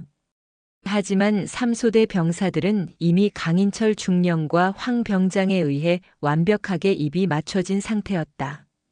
이지훈 일병 원래 좀 이상했습니다. 밤마다 혼자 중얼거리고 물건 훔치고. 황 병장님이 오히려 보살처럼 챙겨주신 겁니다. 짬통 사건이요? 지훈이가 먼저 식판 던졌어요. 저희 다 봤습니다. 모든 증언이 이지훈을 거짓말쟁이 정신병자로 몰아갔다. 결정타는 강인철 중령의 증언이었다. 그는 감찰실에서 깊은 한숨을 내쉬며 지도력의 부재를 통감한다는 표정을 지었다. 군단장님께 면목이 없습니다. 제가 부끄러운 사실이지만 이지훈 일병의 정신 상태가 심각하다는 것을 알고 있었습니다. 알고 있었나? 네. 하지만 군단장님 순실을 앞두고 부대의 명예를 위해 어떻게든 안고 가려 했습니다. 황 병장에게도 동생처럼 보살펴라고 신신당부했습니다. 그런데 이지훈 일병이 제 선의를 이렇게 할머님께 거짓을 고해 부대를 음해할 줄은 몰랐습니다. 그는 증거라며 이지훈 일병의 상담 일지를 내밀었다. 거기에는 피해 망상, 폭력적 성향, 거짓말 등의 단어가 빼곡히 적혀 있었다. 물론 모두 강인철 중령이 소대장에게 지시해 조작한 것이었다. 상황은 뒤집혔다. 이지훈은 보호관리 대상자에서 허위사실 유포 및 상관모해 혐의 피의자가 될 위기에 처했다. 윤석호 중장은 보고서를 집어던졌다. 그는 모든 것이 거짓임을 알았다. 하지만 공식적인 서류와 다수의 증언은 완벽하게 이지훈을 범인으로 지목하고 있었다. 군단장의 직감만으로는 이 닫힌 문을 부술 수 없었다. 어머님. 영빈관에서 옥순을 만난 윤 중장의 얼굴은 참담했다. 죄송합니다. 놈들이 완벽하게 벽을 쳤습니다. 공식적인 증거로는 지훈이가 불리합니다. 지훈이는 제가 끝까지 보호하겠지만 저놈들 강인철, 황진석을 처벌할 물증이 없습니다. 오히려 저희가 무리한 조사를 했다고 역공을 당할 판입니다. 옥수는 아무 말 없이 창밖을 바라보았다. 공식적인 증거, 서류, 다수의 증언. 그것은 그녀가 평생 살아온 해남 갯벌과는 너무도 다른 무섭고 단단한 세상의 논리였다. 그녀는 깨달았다. 하늘 같은 군단장의 힘으로도 부술 수 없는 벽이 있다는 것을, 그 벽을 부수려면 그 벽의 안쪽을 아는 사람이 필요했다. 옥수는 윤석호 중장을 바라보았다. 성이라. 예, 어머님. 부탁이 하나 있다. 말씀만 하십시오. 그 젊은 장교 나한테 격을 따지던 그 아이. 한승우 중이 말입니까? 윤 중장의 얼굴이 다시 굳었다. 그래. 그 아이 지금 어디 있느냐? 군단 영창에 수감되어 있습니다. 중징계를 기다리고 그 아이를 만나게 해다오. 예. 윤석호 중장은 자신의 귀를 의심했다. 나하고 단둘이. 군단 사령부 영창의 면회실은 차가웠다. 벽은 연한 녹색 페인트가 칠해져 있었지만 곳곳이 벗겨져 시멘트 속살이 드러나 있었다. 공기 중에는 눅눅한 먼지 냄새가 났다. 한승우 중위는 계급장과 명찰이 모두 뜯겨나간 전투복을 입고 면회실로 들어섰다. 이틀 전 위병소에서 끌려나간 이후로 그의 시간은 멈췄다. 육사 수석, 엘리트 장교, 완벽한 규정의 수호자. 그 모든 것이 산산조각 났다. 그는 자신이 저지른 일이 단순한 모욕이 아니라 군의 어머니를 능멸한 군인으로서 저지를 수 있는 최악의 죄였음을 깨달았다. 그는 끝났다고 생각했다. 불명의 전역 혹은 그 이상의 처벌. 그의 인생은 여기서 끝이었다. 헌병이 문을 열어주며 말했다. 면회인 들어오십니다. 한승우는 고개를 푹 숙인 채 자신을 변호해줄 군 법무관이려니 생각했다. 그러나 아무 말도 들리지 않았다. 대신 낡은 지팡이가 차가운 타일 바닥을 톡 찝는 소리가 들렸다. 한승우 중위가 천천히 고개를 들었다. 그의 눈앞에 그가 꼴이 이게 뭐냐고 모욕했던 박옥순 할머니가 서 있었다. 한승우 중위의 뇌가 정지했다. 그는 숨 쉬는 것조차 잊었다. 그는 자신의 눈을 의심했다. 그가 할 수 있는 유일한 반응은 그 자리에 무릎을 꿇는 것이었다. 쿵. 그의 무릎이 바닥에 부딪혔다. 그는 고개를 바닥에 쳐박았다. 죄송. 목소리가 나오지 않았다. 죄송합니다. 제가 죽을 죄를. 그것은 삼장에서의 공포에 질린 외침이 아니었다. 그것은 자신의 존재 자체를 부정하는 영혼에서부터 끌어나오는 참회의 울부짖음이었다. 저를 죽여주십시오. 그는 바닥에 머리를 박은 채 격렬하게 떨었다. 옥수는 아무 말 없이 그 앞에 놓인 의자에 천천히 앉았다. 일어나게. 일어나. 한승우는 감히 고개를 들지 못했다. 고개 들고 내 눈을 보게. 옥순의 목소리는 조용했지만 거역할 수 없는 힘이 있었다. 한승우는 천천히, 아주 천천히 고개를 들었다. 퉁퉁 부은 눈은 핏발이 서 있었고 며칠 사이에 뺨은 수척해져 있었다. 그는 옥순의 눈을 마주했다. 그 눈에는 자신을 향한 경멸이나 분노가 없었다. 그저 깊이를 알 수 없는 고요함만이 담겨 있었다. 자네 육사 수석이라 들었네. 죄인입니다. 규정을 목숨처럼 여긴다고도 들었고 어리석었습니다. 아니, 옥순이 말을 잘랐다. 자네는 어리석은 게 아니야. 그저 오만했을 뿐이지. 옥순은 지팡이로 바닥을 가볍게 두드렸다. 자네가 나에게 격을 물었지. 자네가 말한 그 격이 지금 내 손주를 죽이려 하고 있네. 예. 한승우가 반문했다. 옥수는 지금 육사단에서 벌어지고 있는 일을 천천히 그리고 정확하게 설명하기 시작했다. 이지훈 일병의 고백, 황진석 병장의 가혹행위, 강인철 대대장의 은폐와 조작, 그리고 지금 완벽한 서류와 다수의 증언이라는 닫힌 문 앞에서 군단장마저 손을 쓰지 못하고 있는 상황을. 한승우 중위는 처음에는 멍하니 듣고 있다가 강인철 중령과 황진석 병장의 이름이 나오자 눈빛이 변하기 시작했다. 강인철 대대장님. 그는 강중령을 떠올렸다. 위병소에서 자신의 뺨을 내리치던 그 공포에 질린 얼굴. 그것이 단순히 군단장에 대한 공포가 아니었음을, 이지훈이라는 이름에 얽힌 자신의 치부를 감추려는 발악이었음을 깨달았다. 황진석 병장. 그 이름도 알았다. 수색대대에서 가장 악질적이고 교활한 병사. 하지만 강인철 중령이 병사 관리를 잘한다며 유독 감싸고 돌던 바로 그 병사였다. 한승우의 머릿속에서 모든 조각이 맞춰지기 시작했다. 그들 강인철, 황진석은 서류를 만들었네. 자네가 그토록 중요하게 여기던 그 규정과 서류 말일세. 옥순이 한승우의 눈을 똑바로 바라보았다. 나는 그를 잘 모르네. 서류 같은 건 볼 줄도 몰라. 윤장군 군단장은 너무 높아. 저 아래 놈들이 만든 거짓 서류를 뚫지 못하고 있어. 하지만 자네는 다르지. 옥순이 그에게 몸을 기울였다. 자네는 그 격과 규정으로 똘똘 뭉친 사람이 아닌가. 자네는 그놈들 강인철, 황진석이 어떻게 서류를 꾸미는지, 그놈들의 방식 시스템을 알겠지. 자네는 그 벽의 안쪽에 있던 사람이니까.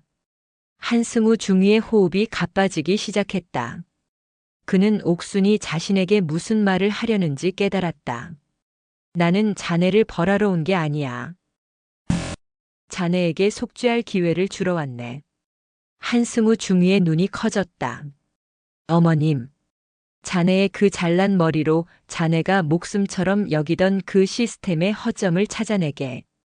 그놈들이 숨겨둔 진짜 증거를 찾아내. 내 손주가 겪은 일이 진실임을 증명해내. 하지만 저는 영창에 갇힌 죄수. 윤 장군에게 말해 자네를 조사 협조자로 내보내달라고 할 걸세. 자네는 더 이상 죄수가 아닐세. 자네는 내 대리인이 되는 게야. 옥수는 자리에서 일어났다. 한승우 중위는 멍하니 그녀를 올려다보았다. 자신을 나락으로 떨어뜨린 이 노파가 지금 다시 자신에게 동아줄을 내밀고 있었다. 그것은 용서가 아니었다. 그것은 훨씬 더 무거운 책임이었다. 자신이 규정이라는 칼로 상처 입힌 사람들을 위해 이제 그 규정이라는 칼로 진실을 파내야 했다. 어째서 저를 말했잖나. 옥순이 면회실 문을 열기 전에 그를 돌아보며 말했다. 자네도 내 손주 같아서 그런다. 문이 닫혔다. 한승우 중위는 차가운 바닥에 무릎을 꿇은 채 한참을 움직이지 못했다. 이틀 전 그의 세상은 무너졌다. 그리고 오늘 그는 무너진 폐허 속에서 자신이 해야 할 단 하나의 일을 발견했다. 그는 천천히 주먹을 쥐었다. 육사 수석의 오만한 눈빛은 사라지고 진실을 추적해야 하는 수사관의 차갑고 날카로운 눈빛이 돌아오고 있었다. 군단 영창의 쇠문이 다시 열렸을 때 한승우 중위를 데리러 온 것은 헌병이 아니었다. 3군단장 직속 부관인 김소령이었다. 그는 묵묵히 한승우에게 깨끗한 전투복과 수사 협조자라는 임시 신분증을 건넸다. 계급장도 명찰도 없는 전투복이었다. 군단장님께서 사령부 내 별관에 임시 사무실을 마련하셨습니다. 한승우는 아무 말 없이 그를 따랐다. 그가 영창에서 나와 처음 본 것은 7월에 눈부신 햇살이 아니었다. 영창 입구에서 조금 떨어진 나무 그늘 아래 낡은 지팡이를 짚고 서 있는 박옥순 할머니의 실루엣이었다. 그녀는 아무 말도 하지 않았다. 그저 그가 차에 오르는 것을 묵묵히 지켜볼 뿐이었다. 그 시선은 감시가 아니었다. 그것은 지켜봄이었다. 한승우는 처음으로 자신의 어깨에 오만이 아닌 한 사람의 절박한 믿음이 올려져 있음을 느꼈다. 그 무게는 육사 수석 졸업장의 무게와는 비교할 수 없이 무거웠다. 별관에 마련된 사무실은 작았다. 책상 하나, 군용 침대 하나, 그리고 육사단 내부망에 접속할 수 있는 컴퓨터 한 대가 전부였다. 필요한 것은? 김소령이 묻자 한승우는 처음으로 입을 열었다. 그의 목소리는 며칠 전의 오만함이나 영창에서의 절망감이 사라진 차갑고 날카로운 전문가의 목소리였다. 수색대대 3소대 전 인원의 개인 신상 기록, 외박 및 휴가 기록, 그리고 이지훈 일병의 자대 배치 이후 모든 상담 일지 원본이 필요합니다. 이미 준비되어 있습니다. 그리고 김민준 이병, 위병소 근무자입니다. 그를 이곳으로 불러주실 수 있습니까? 한승우는 자신이 모욕했던 그 첫 번째 증인을 떠올렸다. 김이병은 모든 것을 보았다. 불가능합니다. 강인철 중령이 그를 근무 태만을 이유로 다른 격오지 지피로 전출시켰습니다. 어머님, 사건 직후에 벌어진 일입니다. 한승우의 주먹이 쥐어졌다. 강인철이 벌써부터 증거를 인멸하고 증인을 치워버린 것이다. 알겠습니다. 그럼 저 혼자 시작하겠습니다. 문이 닫히고 한승우는 컴퓨터 앞에 앉았다. 그는 더 이상 박옥순 할머니의 손주를 구하기 위해 일하는 것이 아니었다. 그는 자신이 신봉했던 시스템이 어떻게 괴물을 숨기고 피해자를 만들어냈는지 그 오염된 메커니즘을 해체하기 위해 움직였다. 그의 눈은 무서운 속도로 서류를 훑었다. 분석 1 거짓 서류의 패턴. 이지훈 일병의 상담 일지. 완벽했다. 너무 완벽해서 문제였다. 피해 망상, 적응장애, 동료와의 잦은 마찰. 모든 보고서는 소대장 중위이 작성하고 대대장강 인철 중령이 결재했다. 한승우의 분석 패턴이 일정하다. 이지훈이 1차로 문제를 일으키고 황진석 병장이 2차로 그를 감쌌으며 소대장이 3차로 이지훈을 훈계했다. 모든 보고서가 황진석을 중재자 혹은 모범 병사로 만들고 있다. 이것은 조작이다. 강인철은 소대장을 압박해 이 서류를 만들었다. 분석 2 황진석 병장의 권력. 그는 황진석 병장의 개인 신상과 복무 기록을 띄웠다. 특이사항 없음. 체력 우수. 모범 분대장 표창 대대장 표창. 한승우의 분석 강인철이 그를 감싸고 있다. 공식 기록은 깨끗하다. 그렇다면 비공식적인 돈을 봐야 한다. 그는 내부망으로 PX 이용 기록과 사이버 지식 정보방 PC방 이용 기록을 조회했다. 찾았다. 한승우의 눈이 번뜩였다. 이지훈 일병의 월급날은 매달 10일. 황진석 병장의 PX 이용 내역은 매달 11일과 12일에 집중적으로 폭증했다. 이지훈의 월급 20만 원이 그대로 황진석의 간식이 된 것이다. 분석 3약한 그는 3소대 전 인원의 휴가 기록을 훑었다. 대부분의 병사들이 정기 휴가를 문제없이 나갔다. 하지만 단 한 명. 일병 최일구. 이지훈과 같은 생활관을 쓰는 동기. 그는 정기 휴가 3일 전에 복장 불량 및 근무 태만으로 징계를 받고 휴가가 취소되었다. 징계 보고서를 올린 사람은 황진석 병장. 결재는 강인철 중령. 한승우의 분석 황진석이 최일구를 통제하고 있다. 휴가를 빌미로 협박했을 것이다. 최일구는 이지훈이 당하는 것을 모두 봤지만 자신의 휴가 때문에 입을 다물었을 것이다. 그가 약한 골이다. 분석 4 괴물의 오만함. 한승우는 황진석의 사이버 지식 정보방 이용 기록을 더 깊게 팠다. 황진석과 그 무리 3명은 이지훈에 대한 가혹 행위 젖은 수건, 짬통 사건가 있었던 날 직후에 예외 없이 PC방을 단체로 이용했다. 한승우의 분석 범죄자는 자신의 범죄를 과시하는 습성이 있다. 특히 황진석처럼 오만한 놈은. 그는 무엇을 했을까? 인터넷 불법 도박? 아니, 그건 돈이 든다. 그는 기록을 남겼을 것이다. 한승우는 가설을 세웠다. 황진석은 영상을 찍었다. 하지만 군 내부망 PC로는 영상을 업로드할 수 없다. 그렇다면 두 번째 휴대폰. 군 규정 위반. 한승우가 그토록 혐오하던 행위. 바로 그 규정 위반 속에 모든 것을 뒤집을 증거가 숨어 있을 터였다. 그는 모든 분석을 마친 보고서를 들고 방을 나섰다. 그리고 군단장 윤석호 중장에게 직보했다. 군단장님, 증거는 두 가지입니다. 하나는 사람이고 하나는 물건입니다. 사람은 이지훈 일병의 동기 최일구 일병입니다. 그가 입을 열어야 합니다. 물건은 황진석 병장이 불법 반입한 두 번째 스마트폰입니다. 그 안에 모든 영상이 들어있을 겁니다. 어떻게 확신하나? 제가 바로 그런 놈들이었기 때문입니다. 한승우는 망설임 없이 말했다. 저는 규정과 시스템을 맹신했습니다.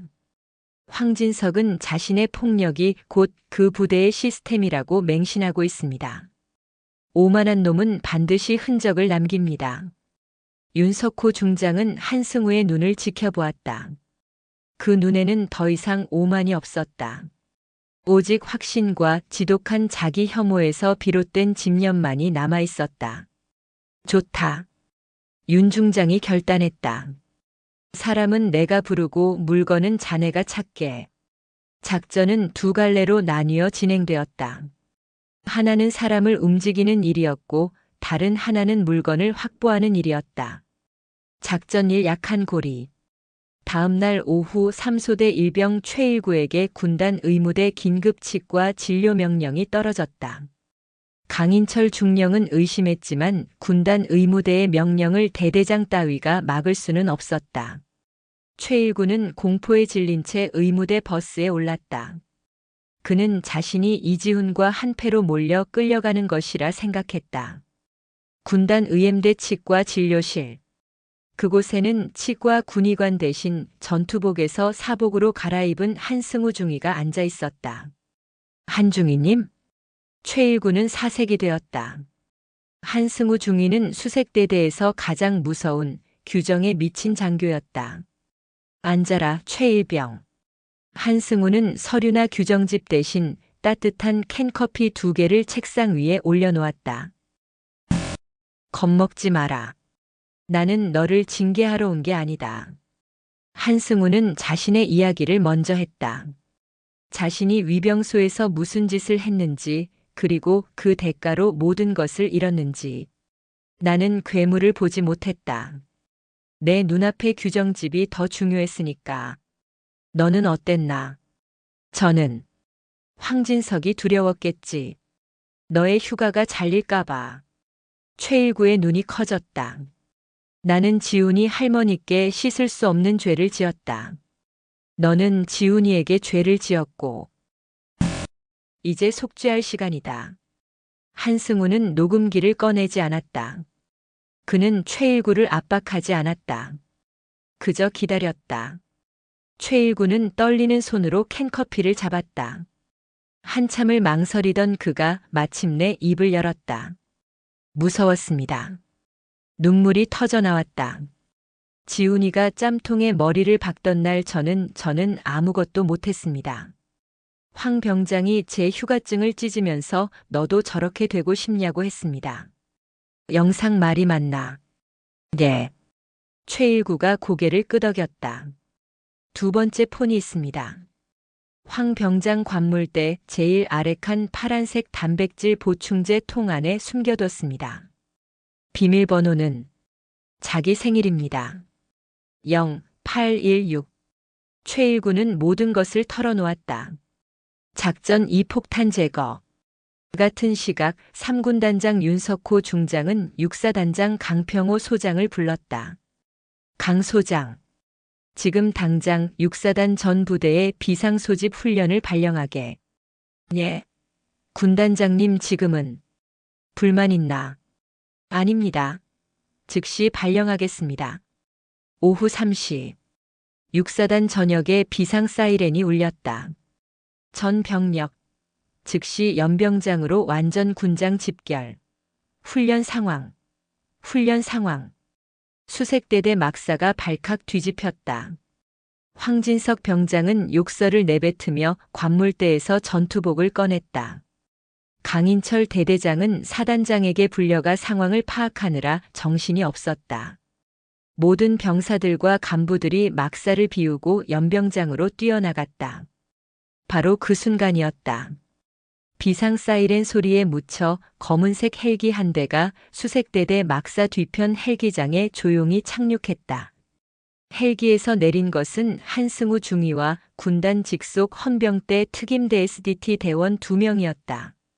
그들은 사복 차림이었다. 5분 주겠다. 한승우는 고개를 끄덕이고 막사 안으로 뛰어들어갔다.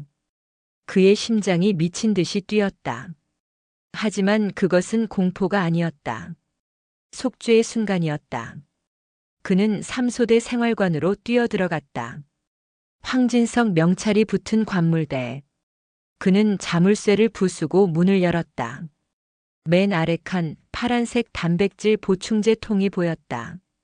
한승우는 뚜껑을 열고 통 안에 손을 찔러 넣었다. 하얀 가루 속에서 딱딱한 물체가 손에 잡혔다. 비닐에 쌓인 검은색 스마트폰. 그는 그것을 꺼내 들었다. 0816. 잠금이 풀렸다. 그는 갤러리 앱을 열었다. 그리고 그는 보았다. 그것은 지옥의 기록이었다. 첫 번째 영상. 어두운 창고. 하하 하는 비웃음 소리.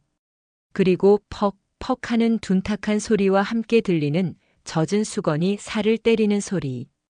두 번째 영상. 식당. 카메라가 짬통을 비춘다. 그리고 황진석의 목소리가 들린다. 야, 이지훈. 먹어. 내가 좋아하는 짬밥이잖아. 싹싹 긁어 먹어. 세 번째 영상. 네 번째 영상. 한승우의 손이 격렬하게 떨렸다. 그는 토할 것 같은 역겨움에 비틀거렸다. 자신이 꼴이 이게 뭐냐고 모욕했던 그 할머니의 손자가 자신이 규정으로 지키려 했던 그 군대 안에서 짐승보다 못한 취급을 당하고 있었다. 그의 눈에서 눈물이 터져 나왔다. 그것은 참회의 눈물도 공포의 눈물도 아니었다. 그것은 자신이 지키던 세계에 대한 배신감과 피해자에 대한 미안함이 뒤엉킨 뜨거운 분노의 눈물이었다. 그는 휴대폰을 쥔 채 비틀거리며 막사를 빠져나왔다. 저 멀리 연병장에서 강인철 대대장과 황진석 병장이 훈련 대열에 서 있는 것이 보였다. 한승우는 헬기에 오르기 전 그들을 향해 멈춰 섰다. 그리고 그는 그 지옥의 증거가 담긴 스마트폰을 하늘 높이 들어 올렸다. 강인철 중령과 황진석 병장은 그가 누구인지, 그가 손에 쥔 것이 무엇인지 깨닫고 사색이 되었다. 한승우는 헬기에 올라타며 자신의 휴대폰을 꺼냈다. 그리고 단축번호 1번 박옥순 할머니가 머무는 영빈관의 번호를 눌렀다. 어머님. 그의 목소리는 울음으로 잠겨 있었다. 어머님, 증거 찾았습니다. 한승우 중위의 울음 섞인 보고를 받은 박옥순 할머니는 그저 눈을 감고 한마디를 내뱉었을 뿐이었다. 고맙네. 내 손주. 그 한마디에 한승우는 앵무너져 내렸다. 다음 날 3군단 사령부의 가장 깊숙한 곳에 위치한 대회의실은 지옥의 축소판이었다. 방 안에는 3군단장 윤석호 중장, 육사단장 강평호 소장, 그리고 상석에 박옥순 할머니가 앉아 있었다. 그들 앞에는 헌병대에 의해 양팔이 붙들린 수색 대대장 강인철 중령과 황진석 병장이 무릎을 꿇고 있었다. 한승우 중위는 그들 뒤편 증인석에 굳은 얼굴로 서 있었다. 강인철 중령. 윤석호 중장의 목소리는 얼음 같았다. 자네가 어젯밤까지 제출한 이지훈 일병의 허위 보고 및 정신 이상 소견서일세. 그가 완벽하게 조작된 서류 뭉치를 테이블 위로 던졌다. 그리고 이것은 그는 한승우 중위가 가져온 스마트폰을 들었다. 자네가 모범 병사라고 표창까지 준 황 병장의 업무 일지더군.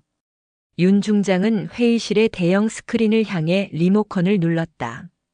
하하. 야, 이지훈. 먹어. 내가 좋아하는 짬밥이잖아. 화면 속에서 황진석 병장의 비웃음과 함께 이지훈 일병이 짬통에 머리를 박고 오열하는 모습이 재생되었다. 퍽, 퍽, 퍽. 어두운 창고 젖은 수건이 살을 때리는 둔탁한 소리가 회의실을 가득 메웠다. 강인철 중령의 얼굴이 흑빛으로 변했다. 황진석 병장은 비명을 지르며 고개를 저었다. 아닙니다. 저건 조작입니다. 함정입니다. 윤석호 중장은 영상을 끄지 않았다. 그는 그 끔찍한 소리가 회의실을 계속 울리게 두었다. 조작? 그는 책상 위에 또 다른 서류를 들었다. 이것은 자네에게 휴가를 빌미로 협박당했던 최일구 일병에 잡힐 진술서다. 자네가 이지훈의 월급을 갈취한 내역, 불법 도박 사이트 접속 내역, 자네의 두 번째 폰 비밀번호 816까지 모두 일치하는군. 황진석 병장의 입이 닫혔다. 윤석호 중장은 마침내 시선을 강인철 중령에게 고정했다. 강인철 중령. 자네는 지휘관이기를 포기했다. 군단장님. 자네는 한 병사의 절규를 사소한 일로 치부했고 진실을 부대 명예라는 더러운 보자기로 덮었으며 피해자를 정신병자로 몰았다. 자네가 지키려 한 것은 부대도 명예도 규정도 아니다. 오직 자네의 안위뿐이었어. 그는 헌병대장에게 고개를 끄덕였다. 두 사람 군사법원으로 직행시키게. 한치의 자비도 없을 걸세. 강인철 중령과 황진석 병장은 짐승처럼 울부짖으며 끌려나갔다. 회의실에는 세 사람만 남았다. 윤석호 중장, 박옥순 할머니, 그리고 한승우 중위. 윤 중장은 한승우를 바라보았다. 그의 눈은 여전히 엄격했다. 한승우 중위. 네. 자네가 결정적인 증거를 찾은 것은 사실이다. 자네의 속죄하려는 의지도 확인했다. 하지만 자네가 어머님께 저지른 죄가 사라지는 것은 아니다. 자네는 군인의 명예를 그리고 한 인간의 존엄을 짓밟았다. 한승우는 조용히 눈을 감았다. 그는 어떤 처벌도 달게 받을 각오가 되어 있었다. 자네는 오늘부로 육사단 수색대대에서 보직 해임된다. 그리고 육군본부로 발령 대기한다. 예. 한승우가 놀라 고개를 들었다. 불명의 저녁이 아니었다. 자네가 그토록 맹신하던 그 규정과 시스템에 자네 같은 놈들 때문에 구멍이 뚫렸다. 윤 중장은 책상 서랍에서 새로운 발령장을 꺼냈다. 자네는 육군본부 병영문화혁신단 소속 심리상담장교로 보직을 변경한다. 심리상담 말입니까? 그렇다. 자네는 규정의 허점을 누구보다 잘 아니, 이제 그 허점을 메우는 일을 하게 될 거다. 자네의 그 잘난 머리로 서류 뒤에 숨은 병사들의 피눈물을 읽어내는 일을 하란 말이다. 그것은 징계였다. 그러나 그것은 또한 옥순이 말했던 다시 세울 기회였다. 한승우는 윤석호 중장에게 경례를 붙이지 않았다. 그는 천천히 박옥순 할머니에게 다가갔다. 그리고 그는 다시 한번 무릎을 꿇었다. 어머님. 그는 옥순의 거칠고 뒤틀린 손을 조심스럽게 잡았다. 제가 지키려던 것은 군대가 아니었습니다. 제 오만이었습니다. 평생 오늘을 잊지 않겠습니다. 어머님께서 제게 가르쳐 주신 진짜 격이 무엇인지 평생 갚으며 살겠습니다. 죄송합니다. 그리고 그의 목소리가 잠겼다. 감사합니다. 옥수는 말없이 반대편 손으로 그의 머리를 다시 한번 쓰다듬어 주었다. 모든 것이 끝나고 며칠 뒤 박옥순 할머니는 해남으로 돌아갈 준비를 했다. 이지훈 일병은 군단장의 특별 지시로 3군단 사령부 본부대라는 가장 안전한 곳으로 전출이 완료되었다. 부대 정문. 7월에 맹렬했던 태양은 어느새 한풀 꺾여 있었다. 할머니, 저 진짜 괜찮아요. 여기는 다들 잘해주세요. 군복이 바뀐 이지훈의 얼굴에는 비로소 20살 청년의 편안함이 어려 있었다. 그래. 밥 잘 챙겨 먹고. 옥수는 가방에서 그 끔찍했던 날 가져왔던 약과와 육포를 꺼내 손자에게 안겨주었다. 이거. 버스를 몇 번을 갈아타고 왔는데.